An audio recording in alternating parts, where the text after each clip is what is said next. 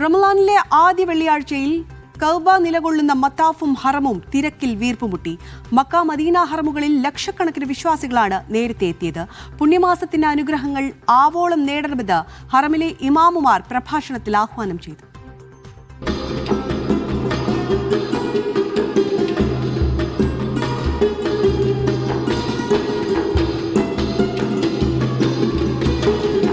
ഇതായിരുന്നു രാവിലെ മുതൽ വൈകിട്ട് വരെ ഇന്ന് ഹറമിലെ കാഴ്ച.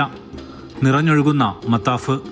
റമളാന്റെ ആദ്യ വെള്ളിയാഴ്ച രാവിലും പകലിലുമായി തീർത്ഥാടകർ പ്രാർത്ഥനകളോടെ ഹറമിൽ നിറഞ്ഞു. ആദ്യ വെള്ളിയാഴ്ചയായ ഇന്ന് ഉച്ചയ്ക്ക് മുന്നോടിയായി വിശ്വാസികൾ മക്ക മദീന ഹറമിലേക്ക് എത്തിയിരുന്നു. അനുഗ്രഹീത മാസത്തിന്റെ നേട്ടങ്ങൾ ഉപയോഗപ്പെടുത്തണമെന്ന് ഖുതുബ നിർവഹിച്ച മക്ക ഹറം ഇമാം ആവശ്യപ്പെട്ടു.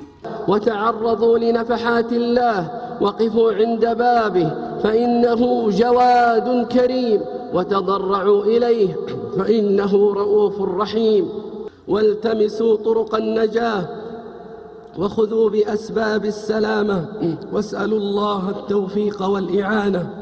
റമളാന്റെ ഗൗരവം ഉൾക്കൊള്ളണമെന്നും ഓരോ നിമിഷങ്ങളും നന്മകളാൽ നിറക്കണമെന്നും മദീന പ്രവാചക പള്ളിയിലെ ഖുതുബ നിർവഹിച്ച ഇമാമും ആവശ്യപ്പെട്ടു.